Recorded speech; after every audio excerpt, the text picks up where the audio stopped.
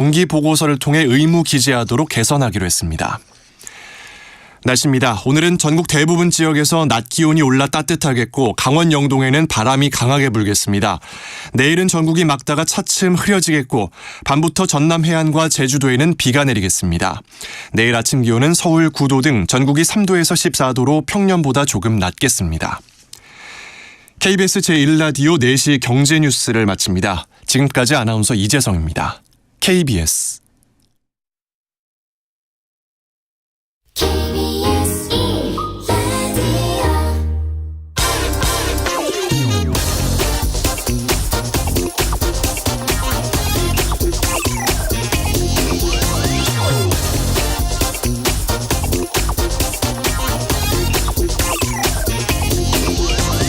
한미 정상의 공동 기자회견은 한국 반도체 기업들의 중국 공장 생산을 제한하는 미국의 정책이 동맹국인 한국에 피해를 주고 있다.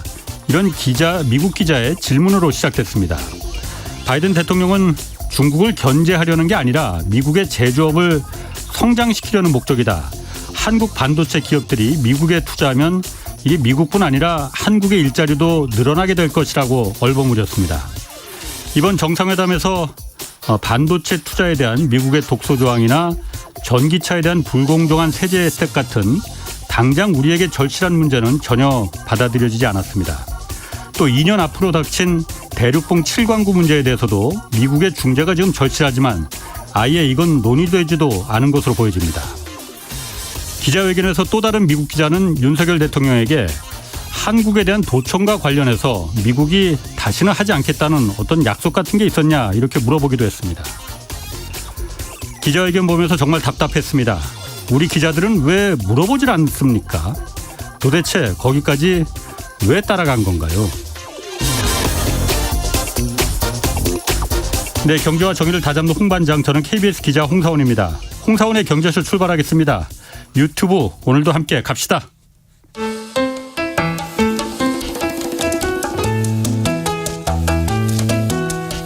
대한민국 최고의 경제 전문가만 모십니다. 어렵고 지루한 경제 프로그램은 거부합니다. 유익하고 재미있는 홍사운의 경제쇼. 네, 우리나라 자본시장에 관련된 이 제도와 법은 이게 철저하게 대주주와 오너일가 또 힘 있는 사람들 입장에서 지금 운영됩니다. 왜 이게 고쳐지지 않는 건지, 소액주주들은 그냥 당하면서도 가만히 있어야 하는 건지 오늘 그 해법을 좀 찾아보겠습니다.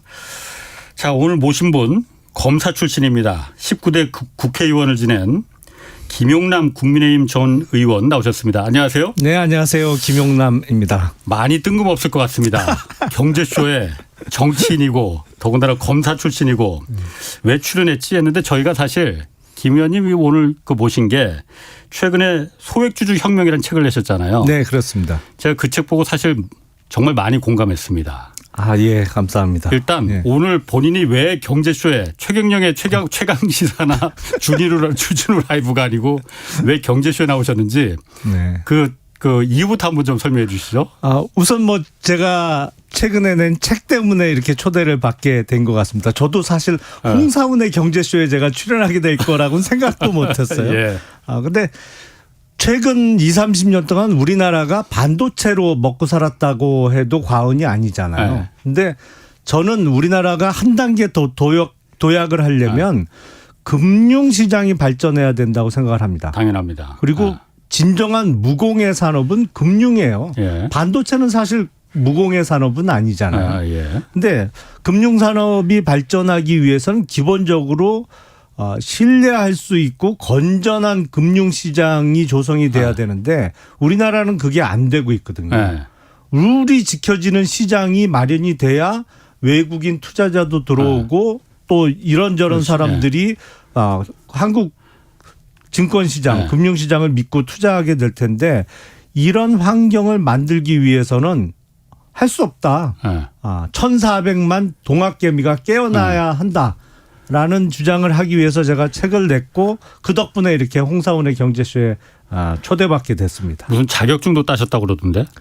제가 이제 이런 얘기를 하면 네가 뭐 정치하는 놈이 뭘 알아. 우리나라에서 이게 정치인에 대한 신뢰도가 매우 낮잖아요. 예. 이 전문가라고 인정 전혀 안 해주거든요. 더군다나 이제 검사로 뭐 범죄 수사했지 금융을 알아? 뭐 이런 얘기가 당연히 나올까봐 할 수 없이 제가 투자자산운용사 시험을 쳐서 자격증을 얼마 전에 땄습니다. 그래서 나오셨다. 아니 그런데 제가 지금 유튜브 댓글에도 지금 뭐 굉장히 뭐 많이 올라옵니다. 뭐 호불호가 굉장히 갈리시네. 그런데 어쨌든 제가 보니까 뭐 저랑 제가 가끔 김 의원님 보면은 가끔 이 방송에 나오고 이 컬럼 쓰시는 거 보면은 저하고 생각이 다른 부분도 많이 있어요. 그런데 제가 사실 이 책을 좀 읽어봤거든요. 제가 생각하는 거하고 똑같더라고요. 그래서 제가 좀 모셨습니다. 오늘 좀 그 얘기를 좀 충분히 좀 해주시기를. 먼저 한국 자본시장이 이제 그 선진국 수준으로 몸집은 커졌어요, 굉장히. 그런데 제도적인 문제점 정말 수두룩하잖아요. 가장 큰 문제점은 뭐라고 좀 생각하십니까? 일단 기업 거버넌스의 문제죠. 거버넌스가 형편없습니다. 일단 주주를 대접하지 않아요. 더 나가서 주주를 무시하죠. 그러니까 우리나라에서 대접받는 주주는 지배주주 이외에는 거의 없다고 얘기해도 과언이 아닌 것 같아요. 그러니까 주식을 사면 별 소용이 없는 주식들이 많아요. 뭐 배당을 많이 주는 것도 아니고. 그렇다고 기업들이 돈을 벌면 자사주를 사서 소각해서 그 발행 주식수를 줄여서 주가를 높이려는 노력을 하는 것도 대단히 제한적이고 이례적이고요. 무엇보다도 한국 주식 투자자는 주식을 사면 두 가지 종류의 걱정을 해야 됩니다. 한 가지는 이게 회사가 잘 안 돼서 주가가 떨어지면 어떡하지? 라는 걱정과 이 회사의 특정 사업부가 너무 잘 돼서 갑자기 또 물적 분할한다고 나오면 어떡하지? 두 가지 종류의 걱정을 다 해야 돼요. 그러니까 소위 소액 투자자들의 뒤통수를 치는 일들이 왕왕 일어난단 말이죠. 이래 갖고는 금융시장이 발전할 수가 없는 거죠. 믿고 신뢰할 수 있는 분위기가 조성이 돼야 되겠죠.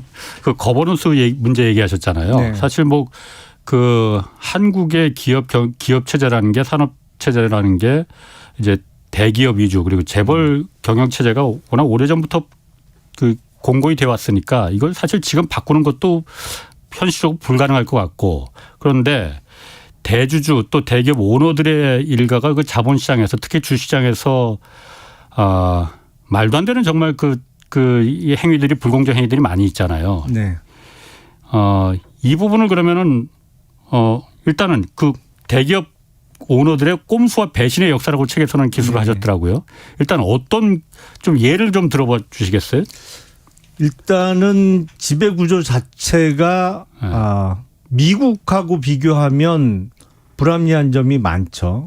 우리나라도 많은 경우에 뭐 LG, SK, 뭐 GS, CJ 지주회사 제도를 받아들이고 있는데 우리나라 지주회사 제도는 상당히 독특해요. 왜냐하면 맨 꼭대기에 지주회사가 상장되어 있죠. LG를 따지면 주 LG가 상장되어 있죠. 근데 그 밑에 LG화학도 상장돼 있어요. 그리고 LG화학에서 물적 분할된 LG에너지솔루션도 상장되어 있어요. 손자회사까지. 그렇죠. 손자회사도 상장돼 있고 LG그룹이 아마 상장사가 10대 개 정도 될 겁니다. 그런데 우리들도 잘 알고 있는 구글, 뭐 애플 이런 거 보면 구글의 경우에 이제 알파벳이라는 모기업만 상장돼 있고 그 지주회사죠. 그렇죠. 지주회사고 그 밑에 여러 가지 회사가 거의 대부분의 경우에 100% 자회사 형태로 비상장이잖아요. 뭐 유튜브나 구글 다 비상장이죠. 그렇죠. 그렇게. 애플도 마찬가지고요. 돈은 거기서 다 버는데. 그 자회사들이 벌어들인 돈이 다 위로 올라가고 상장 회사의 주식을 갖고 있는 주주들이 그거로 배당을 받거나 아니면 회사가 번 돈으로 자사주를 매입해서 소각하면서 주식의 가치를 올리는데 우리는 거의 대부분 지주회사들이 중복 상장이 돼 있단 말이죠. 그러니까 소위 더블 카운팅에 의한 주가 할인의 문제도 생기고 대기업 오너들의 경우에는 지배권을 계속 유지하기 위해서는 맨 정점에 있는 지주회사 주식만 갖고 있으면 돼요. 그렇죠. 다 지배할 수 있으니까. 그렇죠. 그러면 그룹 전체를 지배할 수 있으니까요. 그런데 이 맨 정점에 있는 지주회사 주가가 또 비싸면 안 돼요. 왜냐하면 그러면 상속세나 증여세 많이 내야 되잖아요. 오너 입장에서는. 네. 아. 그러니까 지주회사 디스카운트라는 말이 또 있잖아요. 그러니까 맨 위에 지주회사의 주가는 찍어 누르고 예. 그러기 위해서는 이 상장회사 주식이 별 값어치가 없어야 돼요. 그렇게. 예. 그리고 그러면서도 그룹 전체의 지배권은 유지를 하고 예. 그러니까 우리나라 지주회사 같으면 주가 순자산 가치 비율 소위 PBR이라고 하는 거. 예. PBR이 0.3 뭐 이런 경우도 많잖아요. 근데 0.3 같으면 그 회사 그냥 청산해서 회사 재산 주주들이 나눠 가지면 훨씬 돈을 많이 벌 수 있다는 개념이잖아요. 예. 왜냐하면 뭐 1조짜리 회사인데 PBR 0.3이라고 하면 시가총액은 3천억밖에 안 그렇지. 된다는 회사니까 예. 주주 입장에서는 회사 그냥 스탑시키고 예. 청산해서 나눠 가지면 지금보다 3배 이상 돈을 받을 수 있는 예. 거죠. 예. 근데 사실은 3배도 훨씬 넘습니다. 그런 회사들의 특징이 뭐냐면 이게 PBR의 B가 북밸류잖아요. 장부가치잖아요. 장부가치. 그렇지. 예. 자산 실제 가치가 아니고. 자산 재평가 절대 안 하거든요. 예. 좀처럼 안 하거든요. 그러니까 실제 갖고 있는 순자산은 예. 훨씬 많은 거죠. 그거보다. 예. 그러니까 그런 식으로 상속세나 증여세를 줄여가면서도 또 물적 분할해서 쪼개기 상장하면서 투자는 계속 받고. 예. 그러니까 원래는 이게 상충되는 개념이거든요. 예. 남의 돈을 투자 받으면 받을수록 예. 지배력은 약화되는 게 정상입니다. 그렇지. 아무래도 원칙적으로 그렇잖아요. 그렇지. 예. 네. 예. 남의 돈을 뭐 자기 돈보다 더 많이 투자를 받았으면 예. 자기가 그 회사에 좌지우지할 수 있는 지분율이나 지배권은 약화돼야 되는 게 정상이죠. 예. 근데 우리나라 상장회사 지주회사 제도의 그 근본적인 약점이 뭐냐면 지배주주들이 이 두 가지를 동시에 추구해요. 지배력은 유지하거나 강화하면서 남의 돈 투자는 더 많이 받길 원하면서 나타나는 기형적인 형태가 한국식 지주회사 제도거든요. 그게 원래는 양립할 수 없는 건데 한국에서는 독특하게 그게 양립이 가능하다 이거죠. 그게 돼요. 우리나라는 또. 그러니까 제가 이 결론적으로 물어볼 거지만 어쨌든 먼저 물어보겠습니다. 네. 그러면 그런 부분이 이게 같은 법이라도 누구 입장에서 이걸 만들었느냐에 따라서 그 법이 굉장히 착취적이 될 수도 있고 포용적이 될 수도 있는 거잖아요. 그렇죠. 우리나라의 자본시장법 지금 말씀하신 그런 쪼개기 상장법을 그 말도 안 되는 걸 물적 분할이나 이런 걸 놔두는 것도 누구나 다 그거 잘못됐다는 거 압니다 지금. 네. 왜 이걸 그런데 여태까지 우리나라 자본시장이 뭐 10년 20년도 아닌 그 역사가 더 긴데 이걸 왜 못 바꾼 겁니까 그러면은? 원래는 우리나라 상법에 물적 분할이라는 제도가 도입된 거는 1998년입니다. 98년. 예, IMF 외환 위기 예. 직후에 도입이 됐어요. 예. 그때 그 제도를 도입할 때의 취지는 예. 그때는 막 도산하는 회사가 엄청 많았잖아요. 그렇죠. 예. 그러니까 돈 안 되는 사업부 예. 빨리 청산하거나 매각해야 되는 사업부를 예. 이제 분할해서 빨리빨리 정리하라는 취지로 그 제도를 우리 상법에 도입을 한 거예요. 예. 예. 근데 그 이후에 이게 악용되기 시작한 거죠. 예. 가장 잘 나가는 사업부, 예. 기대가 많이 되는 사업부를 물적 분할해서 남의 돈을 투자받으면서 계속 지배력은 유지하는 제도로 악용이 된 겁니다. 사실은. 예. 제도 도입 취지와는 정반대로요. 그러니까 예를 들어서 작년 초에 그 상장됐던 LG 에너지 솔루션 같은 경우에 원래 LG 화학의 사업부잖아요. 그렇죠. 2차 예. 전지 사업부. 주력 사업이었죠 그러니까. 그렇죠. 가장 돈을 많이 벌 거라고 예. 기대되는. 만약에 그게 물적 분할이 안 되고 예. LG 에너지 솔루션이라는 회사가 탄생하지 않고 그냥 LG 화학의 사업부로 지금 남아 있었다. 예. 그렇다면 지금 아마 삼성전자하고 LG 화학은 시가총액 1, 2위를 다투는 어쩌면 역전이 됐을 수도 모르겠어요. LG 화학이. 그렇죠. 예. 그렇다면 그때 당시에 LG 화학 주식을 갖고 있던 주주들은 예. 돈 많이 버셨겠죠. 예. 지금 뭐 최근에 에코프로 주식으로 돈 번 분들보다 더 벌었겠죠. 예. 근데 그 소액주주들한테 돌아갈 이익이 싸그라니 없어진 것이거든요. 예. 그러면서 지배주주들은 큰 회사 하나 더 생겼죠. LG 에너지 솔루션이라는 예. 그러면서 그걸 물적 분할하는 과정에서 남의 돈도 투자 많이 받았지만 예. 여전히 지배력은 유지하고 있고 뭐 그런 모순이 계속 발생하고 있는 거죠. 그럼 예를 들어서 그 먼저 물적 분할부터 좀 물적 분할이 이게 워낙 그야말로 주주들한테 지금 가슴에 멍들게 하니까 예. 모기업에서 이제 쪼개기를 해갖고 네. 상장을 안 하면 모르겠는데 그 좀 조직을 슬림하게 한다는 것까지는 뭐 당연히 네. 그 긍정적이에요. 그런데 이걸 상장을 시켜버리니까 문제는 네. 거잖아요. 상장을 시키면은 주주들은 당연히 소액 주주들은 당연히 거기서 피해를 보는 건데 이제 모 회사 주식을 갖고 있는 주주들이 모 회사 주식을 지배주주도 갖고 있는 거잖아요. 그럼 네. 지배주주도 손실 보는 거 아니냐 이렇게 생각할 수 있거든요. 주식 평가액으로는 손실 볼 수 있겠죠. 예, 내려가니까 주가가. 네. 근데 사실 우리나라 대기업 오너들은 주가 올라가는 거 절대 바라지 않아요. 대부분의 경우에 제가 보기엔. 주가가 올라가면 오히려 화를 내는 경우가 많은 것 같아요. 주가가 떨어지길 바라거든요. 예. 그건 뭐냐면 지배주주들이 주식 평가액으로 어떤 돈 벌 생각보다는 다른 방법으로 돈 벌 생각을 실제로 많이 하고 있다는 거예요. 뭐 소위 얘기하는 터널링이라고 얘기합니다만 터널링이라는 게 이제 상장 회사가 있으면 밑에 굴 파서 쫙 글로 빼낸다는 거잖아요. 뭐 빨대 꽂는다는 얘기도 있고. 그렇죠. 그러니까 우리나라 뭐 법률적으로 표현하면 업무상 횡령 배임이라고 규정할 수 있겠습니다만 그거보다는 범위가 훨씬 넓은 개념이라고 봐야겠죠. 예. 형사적으로 딱 죄가 입증돼서 처벌될 수 있는 행위 그 이외에 예. 회사의 이익을 부당하게 가져가는 행위 뭐 예. 이런 걸 좀 넓은 개념의 터널링이라고 볼 수 있는데 그게 가능하니까 굳이 주가로 돈 벌 생각은 안 하는 경우가 많은 것 같아요. 그러니까 대주주 입장에서는 오너 입장에서는 주가가 낮아지는 거 별로 상관 안 한다. 예. 대신 자회사가 상장해서 거기서 큰 돈이 유치가 되면은 이 대주주는 어떤 이득이 있는 겁니까 그러면은? 여러 가지 방법이 있죠. 일단 경영 자문료 뭐 이런 형태로 뭐 수십억씩 가져가는 경우도 많고요. 제가 그 전에 검사할 때 본 케이스는 예. 국내 굴지의 회장님인데 예. 나중에 보니까 손자 돌잔치를 호텔에서 거대하게 했어요. 예.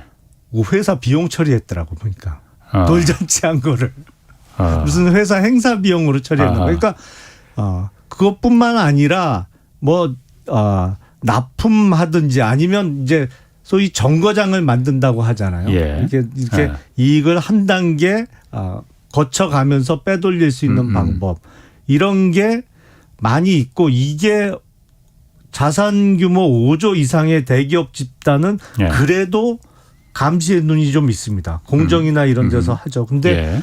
5조 미만의 기업 중에 소위 중견 기업이라고 하는 데서는 이런 게 지금도 많이 벌어지고 있어요. 예. 그러면은 검사 시절부터 그런 수사 많이 하셨을 거 아니에요. 그 보면서 느끼신 것도 있으니까 이런 책도 쓰시고 자산운용 자격증도 따신 걸 거 아니에요. 그러면 이걸 문제라고 지금 다들 그 여기고 있는데 인식하고 있는데 어떻게 하면 바꿔줄 수 있습니까? 그럼 이거 아예 그럼 물적 상장, 물적 분할은 금지 이렇게 해야 되는 겁니까? 아니 물적 분할도 나름대로 의미는 있죠. 이걸 악용하니까 문제거든요. 아하. 그래서 얼마 전에 금융위원회에서 발표한 내용이 있습니다. 예. 앞으로는 물적 분할을 하게 되면 그 5년 이내에는 원칙적으로 상장을 못하게 하겠다. 그리고 물적 분할하는 경우에 모 회사 주주들로 하여금 주식 매수 청구권을 예. 부여하도록 하겠다. 뭐 이런 내용의 발표를 했는데 제가 예. 보기엔 이것도 매우 미흡한 게 예. 왜냐하면 거기 보면 주식 매수 청구권의 주식 가격 이 예. 가격에 내 주식 사가라라고 요구할 수 있는 게 공시일 기준으로 해서 이제 평균을 내도록 돼 있더라고요. 근데 우리나라 대기업 중에 물적 분할할 때 공시는 거의 마지막 단계에 막판에 하지. 내잖아요. 그렇지. 그 전에 다 네, 뭐 출처를 알 수 없는 언론 기사로 흘리잖아요. 예, 그러면 주가는 반토막 나요. 그렇지. 예. 그런 식의 주식 매수 청구권 부여는 예. 오히려 싼 가격에 주식을 사갈 수 있게 만들어주는 거예요. 오히려 예. 그렇네.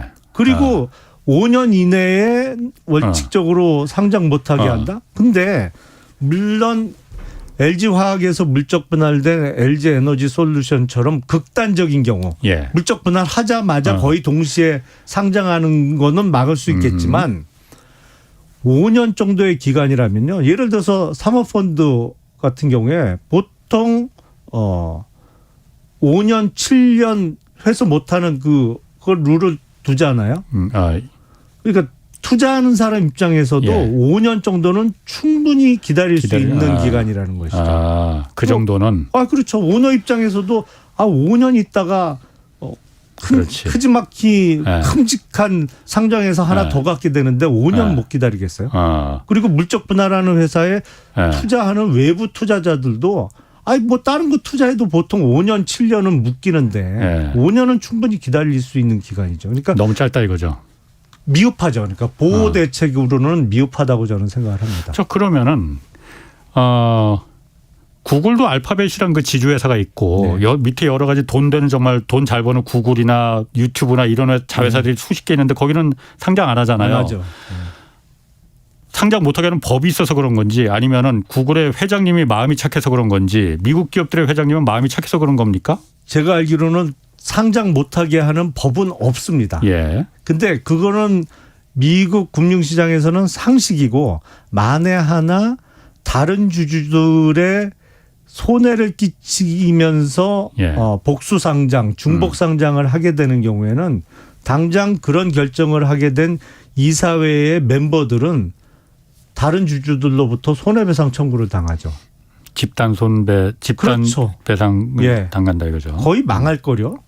그런 식으로 회사 운영을 하면. 그러니까 그런 과정에서 또 소송하는 과정에서도 소송을 거는 원고에게 유리한 여러 가지 제도적 보완책이 또 미국에는 있습니다. 증거 수집 단계부터 시작해서 여러 가지 유리하게 작용할 수 있는 제도가 있는데 우리나라엔 그런 게 전혀 없는 거죠. 그런데 사실 제가 처음에 몇 년 전에 제가 뭐 사실 경제 잘 모르다 보니까 몇 년 전에 지주회사로 막 이렇게 그 LG도 그렇고 막 그 기업들 재벌 그룹들이 순환 출자로 막 얼기설기 얽혀 있는 거에서 그게 불투명하다고 해서 언론에서도 그렇고 정부에서도 그렇게 해서 압력을 가니까 지주회사로다 이렇게 좀 투명하게 일직선으로 그 라인업을 시켜버렸잖아요. 그래서 이런 좀 재벌 기업들도 이런 좀 깨끗하고 정직하게 기업을 운영하려는 건가 보다. 지주회사가 좋은 거네. 저는 그렇게 생각했거든요. 그거 아닙니까 그러면은? 한국식 지주회사 제도는 거의 최악이죠. 그러니까 그전에는 재벌들의 순환 출자 구조에 대해서 문제 제기가 많았습니다. 그렇죠. 그러다 보니까 김대중 정부 시절에 이거를 지주회사로 전환하라고 많이 독려도 하고 유인책을 많이 줬죠. 그중에 가장 앞장서서 지주회사 체제로 바뀐 게 LG고 그렇죠. 뭐 다른 기업들도 다 뒤따라 갔습니다만 삼성만 제외하고 웬만한 재벌들은 지주회사인데 지주회사 제도로 바뀌려면 미국식으로 맨 꼭대기에 있는 지주회사만 상장회사로 남겨두는 게 원칙이죠. 그리고 나머지 그 밑에 자회사, 손회사는 100% 지분을 지주회사가 갖는 비상장회사로 만들었어야 되는데 우리는 지주회사로 바뀌면서 밑에 있는 회사들도 다 상장회사로 남겨뒀어요. 그러다 보니까 아까 말씀드린 대로 오너들은 더 좋은 거예요, 이게. 지주회사로 전환을 시키는 게. 왜냐하면 상속세, 증여세를 아주 아낄 수 있거든요. 지주회사 주가만 관리하면 되거든요. 맨 꼭대기에. 그 나머지는 다 상장돼 있으니까 추가 투자 같은 거는 자회사, 손회사에서 받으면 되는 거고. 그러니까 그 제도를 도입할 때 아까 물적 분할이 도입 취지와는 전혀 다르게 악용되고 있는 것처럼 이 지주회사 제도도 좀 더 고민하고 받아들였어야 되는데 이게 조금 그때 준비가 부족했던 것 같아요. 그 분할도 분할이지만은 또 합병해서 이상한 합병들도 많이 있잖아요. 그 대표적인 게 삼성에서 했던 제일모직하고 삼성물산의 합병이죠.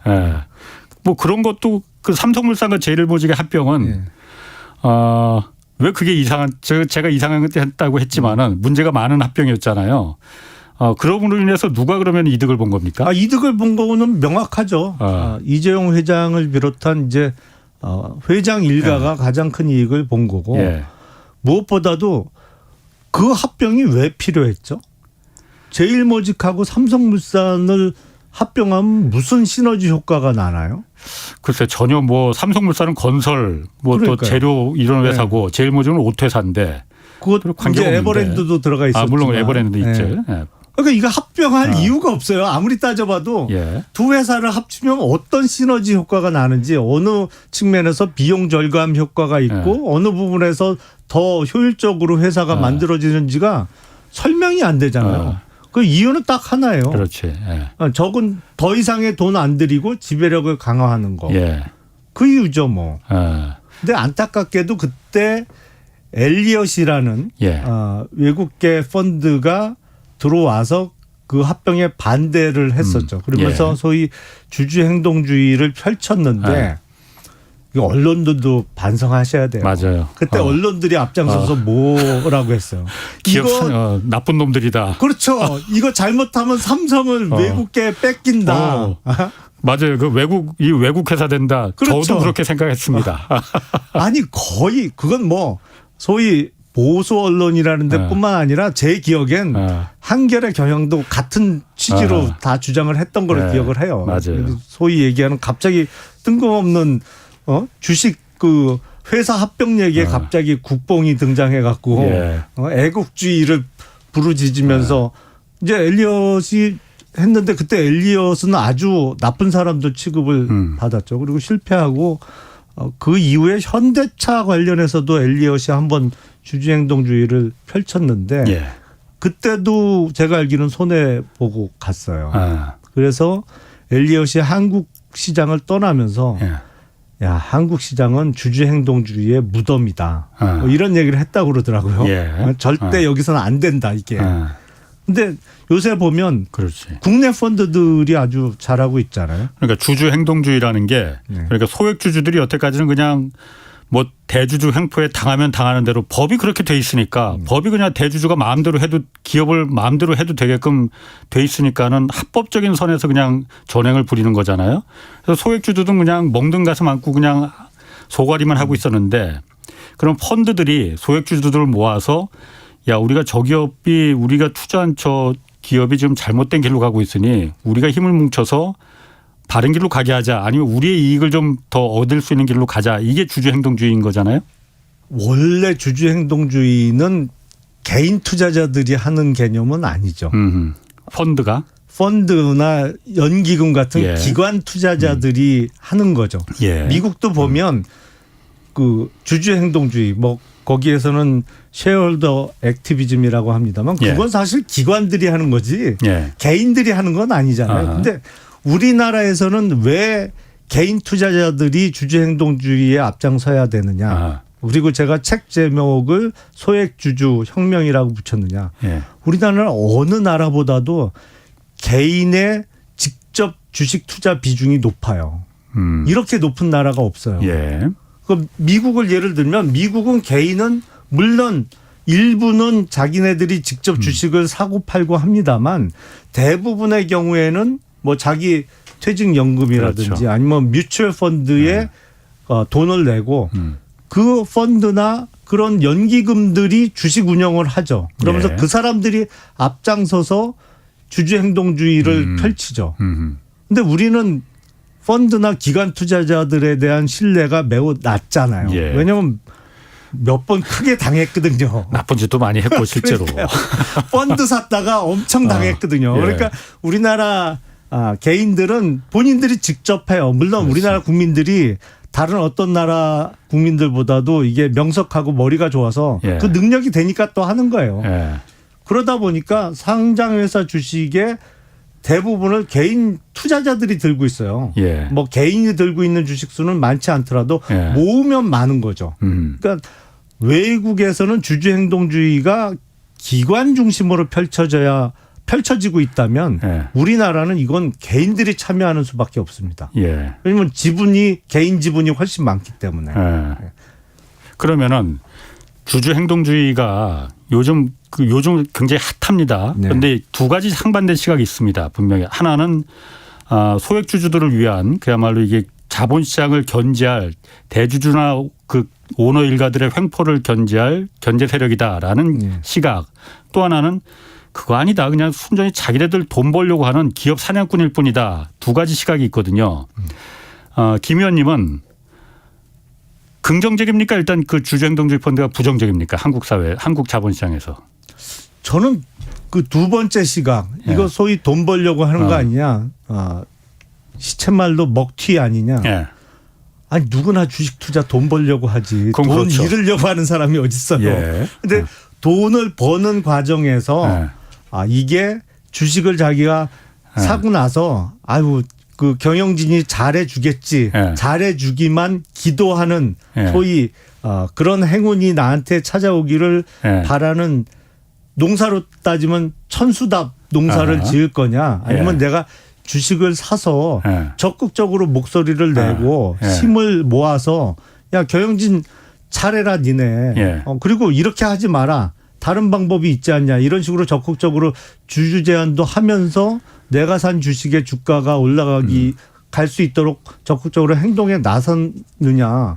그 차이라고 저는 생각해요. 저는 긍정적인 효과가 더 크다고 생각을 합니다.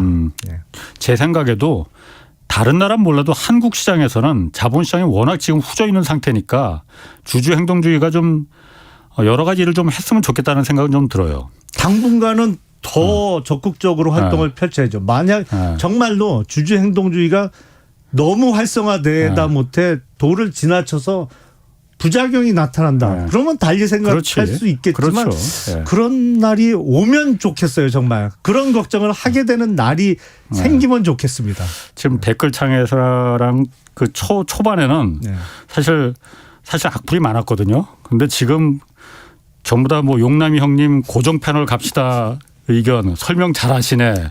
그리고 이경호님은 의원님 경제가 딱입니다. 이제 정치는 그만두시죠. 이런 얘기도 하시고 뭐 몰랑님은 계속 출연 강추합니다.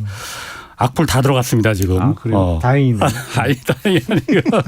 자 그리고 우리나라 그 자본시장에서 문제가 이 배당에 소홀하다는 거. 물론 그게 주주를 갖다 개돼지로 보니까 그렇게 볼 수도 있는 거예요. 개돼지란 표현은 또 좀 그렇겠다. 그 표현을 하지 말라고 우리 PD가 그러시고. 그리고 자사주 문제. 자사주에 대해서 소각이나 매입에 대해서 너무 소극적이다라는 말 합니다.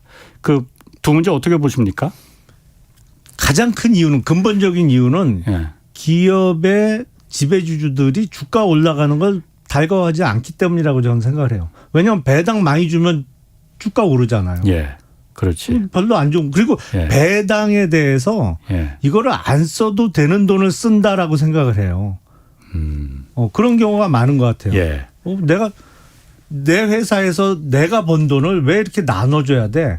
근데 그건 말이 안 되는 거죠. 그런 식으로 할 거면 아예 상장을 하지 말았어야 되는데 우리나라의 가장 큰 문제는 상장을 해놓고도 이거를 자기네의 개인 회사라고 생각하는 경향이 심한 게 가장 큰 문제라고 생각합니다. 그러니까 대주주 입장에서는 또 배당 많이 하면 자기도 배당을 많이 받죠. 근데 그러면 또 소득세고 뭐고 많이 내야 되잖아요. 그러니까 다른 방법으로 가져갈 생각들을 하는 경우가 많아서 배당에 인색하고 자사주와 관련해서는 우리나라 통계를 보니까 회사가 번 돈으로 사들인 자기 회사 주식 자사주의 2.3%만 소각을 한다고 합니다. 그러니까 소각을 안 한다 이거죠. 그러니까 거의 98% 가까이 들고만 있는 거예요. 자사주 산 거 중에 거의 대부분을 들고 있는 거예요. 그러니까 자사주 매입과 소각이 왜 그게 어떤 영향을 미치는지 잘 모르는 분들도 많으니까 그럼 전체 A라는 기업의 오너가 A라는 기업의 주식이 퍼져 있는 거 100만 주 있는 걸 갖다가 주가가 떨어지니까 거기서 한 10만 주는 내가 사서 이거 없애버리면은 90만 주만 되니까 주가가 올라가는 거. 그렇죠. 그 발행 주식이 주니까 예를 들어서 배당을 하더라도 배당을 받아갈 주식수가 주니까 좀 더 배당을 많이 줄 수가 있고 뭐 그리고 회사의 기본 가치가 있는 건데 발행 주식은 줄면 한 주당 가치는 올라갈 수밖에 없는 거죠. 그러니까 기본적으로 미국 회사 같은 경우에 뭐 애플도 그렇고 여러 회사가 그렇습니다만 그 배당 주는 것보다 사실은 자사주 소각해서 주주에게 환원해 주는 비율이 더 높은 것으로 제가 알고 있어요. 그 세금이란 측면에서도 그게 더 유리하거든요. 왜냐하면 개인들이 배당 받아가면은 금융소득세나 뭐 이게 세금 또 내야 되잖아요. 근데 회사가 자사주 사서 없애버리면 나는 세금은 안 내도 내가 갖고 있는 주식은 주가는 올라가잖아요. 그러니까 자사주 소각에 더 적극적이죠. 우리나라도 보면은 지난번에 뭐 카카오나 이런 데도 워낙 욕 많이 먹고 그러니까 주가 떨어지니까 그 카카오 기업에서 자사주 매입 많이 했거든요. 네. 우리나라도 그럼 많이 하는 거 아니에요, 그러면은? 근데 우리나라는 자사주를 사서 들고 있는 경우가 대부분이죠. 매각 소각하지 않고 그렇죠. 아까 없애버리지 말씀드린 않고. 대로 2.3% 정도만 평균적으로 소각을 하고 나머지는 97.7%는 들고 있는 거죠. 들고 있으면서 이거를 경영권 방어 목적으로 써요. 그러니까 경영권 분쟁이 붙었을 때 이거를 자사주는 왜 의결권이 없잖아요. 그렇죠. 자사주에 대해서는 이제 뭐 표대결을 붙으면 의결권 행사를 못 하니까 소위 백기사한테 넘기죠. 친한 자기 친구 재벌한테 넘기거나 뭐 이거를 받아줄 사람한테 넘겨서 너 이거 사가고 우리 찍어줘. 뭐 이런 식으로 경영권 방어 목적으로 많이 쓰죠. 근데 얼마 전에 금융위원회에서 앞으로 자사주는 소각을 원칙으로 하는 거로 검토하겠다. 뭐 이제 확정된 것도 아니고 정확하게 말씀드리면 금융위원회의 자문위원회에서 그런 의견을 냈어요. 그러니까 기업 측에서 내놓은 공식적인 반응이 그렇게 되면 경영권 방어가 어려워진다. 당연히 그렇게 나올 거예요. 근데 황당하죠, 그게. 아니 자사주를 누가 경영권 방어용으로 쓰라고 그랬어요. 그렇지. 그게 말이 안 되는 거잖아요. 그렇지. 자사주는 그 회사가 번 돈으로 그게 오너들 개인 돈으로 산 주식이 아니잖아요. 회사가 번 돈으로 회사가 사들인 주식인데 그거를 왜 지배주주들의 경영권 방어 목적으로 써요. 그러게. 그건 의결권도 그게 말이 안 되는 거지. 그러니까 그거 자체가 자사주 제도가 아주 잘못 운영되고 있다는 반증이죠. 공식적인 반응을 어떻게 그렇게 할 수 있는지 저는 이해가 안 돼요. 그러게. 그러면은 그 김 의원님이 우리나라 주식시장이 발전하기 위해서 그리고 주가가 많이 오르기 위해서 필요한 10가지 룰 제안하셨어요. 첫 번째가 일단 뭡니까? 일단 참여를 해야 됩니다. 주주들이? 지금 우리나라 증권시장에서 지배주주들이 아무리 많이 갖고 있어도 대부분 30% 이내예요. 지분율 보면 30%면 엄청 많이 갖고 있는 거죠. 상장회사의 오너 일가가 뭐 30% 이상을 갖고 있는 경우도 물론 있습니다만 어떤 경우에는 뭐 10%대를 갖고도 좌지우지할 수 있는 이유가 일단 소액 투자자들이 주주총회에 참가를 잘 안 해요. 근데 그것도 이해할 수 있는 측면은 있어요. 왜냐하면 내가 삼성전자 주식 10주 갖고 있는데 주총장까지 왔다 갔다 할 수는 없잖아요. 그렇지. 내가 삼성전자 경영할 것도 아닌데 뭐. 그러니까 알아서 하는 거고 나는 그냥 주가만 오르기를 바랄 뿐인데 근데 그게 예탁결제원에서 운영하고 있는 K보트라고 전자투표 제도가 있고 알고 계실 거예요. 근데 한 번만 해보시면 얼마나 편하고 쉬운지를 알 수 있거든요.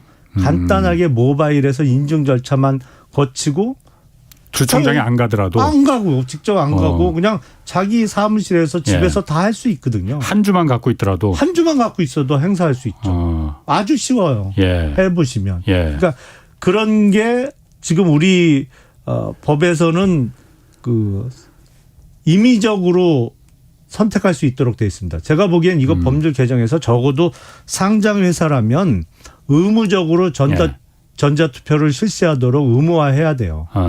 그래야 사측에서도 자기들한테 불리한 안건 상정할 때 전자투표에 회부 안 하는 꼼수를 막을 수가 있죠. 아예 100% 의무화해서 전자투표에 붙여야 되게 만들면 소액주주들이 이제 각성하고 참여하기 시작하면 권력이 이동하는 거죠. 기업들이 매우 싫어할 것 같은데 그런 거는요? 싫어해도 이제 안 그러면 아예 상장을 하지 말던지. 그렇지. 가족회사로 그냥 하든가 주식회사로 하지 말고. 비상장으로 운영을 하든지. 그러니까 상장회사가 영어로 표현하면 퍼블릭 컴퍼니잖아요. 그 진짜로 뭐 리스티드 컴퍼니라고 표현할 네. 수도 있겠습니다만 퍼블릭 컴퍼니거든요. 예. 개인 게 아니에요. 프라이빗 네. 컴퍼니가 아니잖아요. 예. 근데 왜 퍼블릭 컴퍼니를 그렇지. 프라이빗하게 운영하냐고요. 그게 가장 큰 잘못이죠. 그리고 우리나라 연기금들의 태도가 바뀌어야 됩니다. 특히 연기금. 국민연금. 예. 국민연금 워낙 돈이 많다 보니까 예. 거의 웬만한 상장기업, 대기업은 1대 주주 아니면 2대 주주예요. 그렇죠. 근데 국민연금이 표를 행사하는 거 보면 예. 거의 대부분 사측에 유리하게 행사되는 경우가 많아요. 근데 아닌 건 아닌 거지. 이게 봐서 주가를 떨어뜨릴 만한 거면 반대표를 던져야죠. 예. 근데 희한하게 보면 우리나라 국민연금을 비롯한 연기금들은 물적 분할해서 이게 주가 떨어질 게 뻔한데도 거기에 찬성표를 던지는 경우가 대부분이에요. 그러니까 연기금의 태도가 바뀌어야 돼요. 연기금은 왜 그런 태도를 견지하고 있어요, 그럼? 일단은 우리나라 연기금들은 아직까지는 경영권에 영향을 미칠 수 있는 방향으로 투표하는 예가 거의 없다 보니까 그거 자체를 상당히 두려워하는 것 같아요. 그리고 이런저런 연기금들의 독립성도 보장이 안 돼 있는 거죠. 독립성. 사실은 제도 보완을 그쪽으로도 많이 해야 됩니다. 이게 뭐 정치권 눈치 보고 뭐 예. 어디 관의 눈치 보고 예. 국민연금 같으면 이제 보건복지부 산하에 있잖아요. 예, 예. 그러니까 여러 그 국민연금 운영과 관련해서도 보건복지부의 입김이 많이 작용할 수가 있는데 적어도 운영 수익률과 직결될 수 있는 사항에 대해서는 주식 잘 모르는 공무원이 이래라 저래라 하면 안 되는 거죠. 그건. 그렇죠. 그런 제도를 바꿔놔야 되는 거죠. 경제쇼 진행자 지금 김용남으로 바꾸자는 댓글도 지금 나오고 있습니다. 내가 위험해지네. 취직해야겠는데요, KBS에. 아니 근데 이러다 보니까 너무 이제 우리나라 상장 기업들의 문제점만 얘기하는 것 같은데 칭찬하고 싶은 회사들도 있어요. 어디? 드물지만 예. 제 생각으로는 메리츠 같은 경우에는 정말 거버넌스 훌륭한 회사죠. 얼마 전에 그러니까 얼마 전에 뭐 있었죠? 뭐였었더라? 그러니까 원래 메리츠가 메리츠 금융 그리고 메리츠 증권 화재 세 개의 상장 회사가 있었죠. 근데 이거를 미국식으로 메리츠 금융 지주만 상장을 유지한 채 증권과 화재는 상장 폐지를 했어요. 기존에 상장돼 있던 걸. 그렇죠. 거의 제가 아는 유일한 예입니다. 그러게. 그 자선 사업하는 회사도 아닌데 왜 누가 폐지하라고 압력을 넣은 것도 아닌데 왜 폐지를 했을까?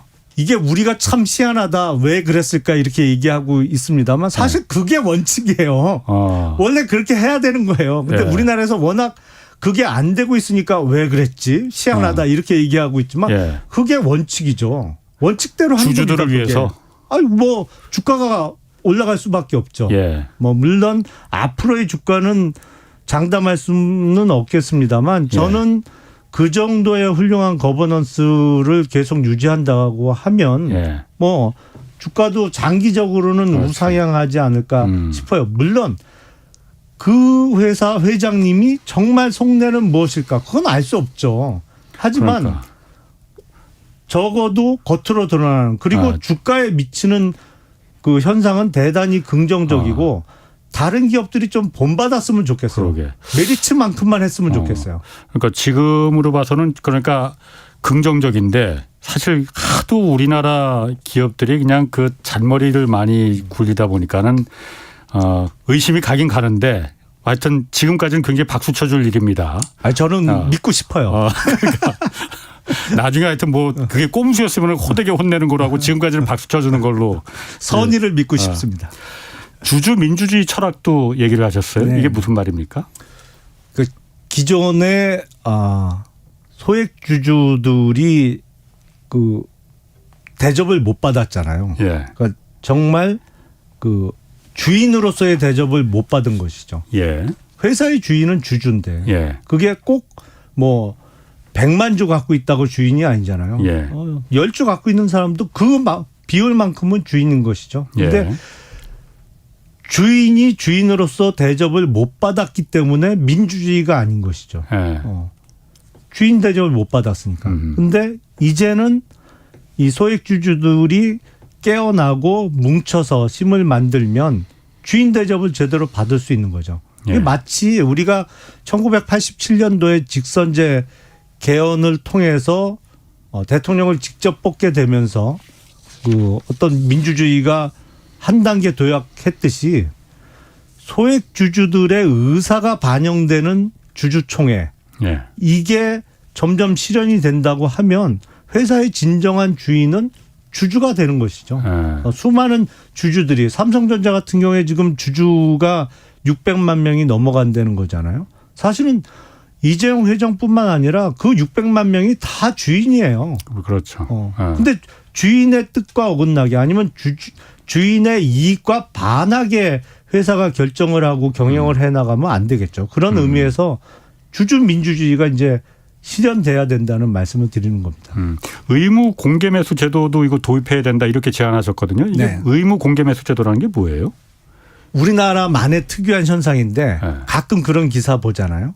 뭐 기존에 기업 지배주주가 지분율 30%를 들고 있었는데 이거를 다른 회사 아니면 사모펀드에 넘기면서 이 회사 주가가 지금 10,000원이다. 예. 근데 경영권 프리미엄 50%를 얹어서 주당 15,000원씩 매각을 했다. 뭐 이런 예. 기사 많이 보죠. 예.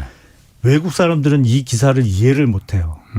왜냐하면 경영권 프리미엄이란 말 자체가 없거든요. 그렇지, 외국에는. 그렇지. 예. 왜냐하면 주주 평등주의잖아요. 예. 내가 가진 주식이나 이재용 회장이 가진 주식이나 한 주는 다 똑같은 한 주지. 예. 왜 이 한 주는 50% 가격을 더 받아야 되느냐고요. 그러니까 외국인들은 이런 기사 내용을 아무리 설명해도 이게 어떻게 가능하냐고 이해를 못해요. 근데 그러게. 외국의 경우에는 상장 기업의 경영권을 넘기는 경우에 대부분 사는 쪽에서 공개 매수를 하죠. 예. 얼마 전에 우리나라에서도 그런 사례가 있었습니다. 오스템 임플란트 관련해서 공개 매수했죠. 그렇죠. 예. MBK하고 유니슨 캐피탈이 예. 공개 매수를 했죠. 예. 그래서 거의 다 사들여서 예. 상장 폐지 절차로 이제 예. 가고 있어요. 가고 있는데 이게 원칙이거든요. 예. 그러니까 내가 가진 주식이나 기존의 대주주가 가진 주식이나 이걸 사서 경영권을 획득하는 사람은 똑같이 19만 원씩 사줘야 되는 거예요. 근데 우리는 기존에 그렇게 안 해왔죠. 그렇죠. 대주주가 가진 주식만 프리미엄을 50% 뭐 네. 어떤 경우는 100% 이상의 프리미엄을 주고 사들이고 경영권을 넘겨받았단 말이에요. 예. 그래서 의무 공개 매수. 이제 경영권을 넘겨받게 되는 사람은 의무적으로 공개 매수를 해라. 소액 주주들의 주식도 대주주의 주식과 똑같은 가격으로 그러게. 사줘라. 예. 이게 경영권 프리미엄을 주고받으면서 회사 경영권을 넘겨받는다는 것 자체가 사실은 일종의 터널링을 그냥 자인하는 꼴이라고 저는 생각해요. 50%를 그냥 자기가 뒷돈으로 받는 거죠. 그냥. 그렇죠. 아니 그리고 더 비싼 그 시중 가격보다 더 비싼 돈을 주고 경영권을 사들이는 사람도 예. 내가 비싸게 사더라도 이 돈 다 뽑을 수 있다는 셈이 나오니까 그렇게 할 거 아니에요. 그렇지. 그 돈을 웃돈을 주더라도 네. 그러네. 그러니까 마치 그런 거예요. 상가나 오피스 빌딩 거래를 해요. 예. 근데 상가에서 뭐 빌딩에서 나오는 세가 상가 가격에 비해서 연 3%가 안 돼. 그러면 요새 정기예금 넣으면 3% 넘게 이자 받을 수 있는데 누가 그걸 사겠어요. 근데 그런 거래가 왕왕 이루어지잖아요. 그러면 그 중개하는 분 얘기가 뭐예요? 아유, 세는 이렇지만 관리비에서 남으시잖아요.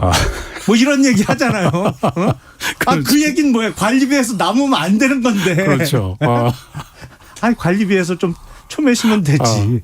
아니 그러니까 이게 뭐 상가나 건물 사고 파는 거나 상장회사 경영권 사고 파는 거나 우리나라에서만 볼 수 있는 특이한 현상이라고 저는 생각합니다. 비유가 아주 딱이네. 제가 보니까 오늘 시간이 거의 다 됐는데 김 의원님 다음에 지금 10가지 방법 그 좋은 의견도 굉장히 많거든요. 꼭 다시 한번 나와서 좀 더 좀 자세하게 좀 풀어주십시오. 예, 알겠습니다. 그리고 결국 국민의 삶을 바꾸는 건 정치잖아요. 네. 경제적 약자의 입장에 서서 그런 정치 꼭 좀 해주시기 제가 개인적으로 좀 부탁을 드리겠습니다. 예, 정말 소액주주 혁명이 가능해지려면 제도적으로 입법적으로 개선해야 될 사항이 너무너무 많습니다. 이게 법으로 해결해야 돼요. 그 마음 변치 마시고 제가 박수 쳐드리겠습니다. 자, 김용남 국민의힘 전 의원이었습니다.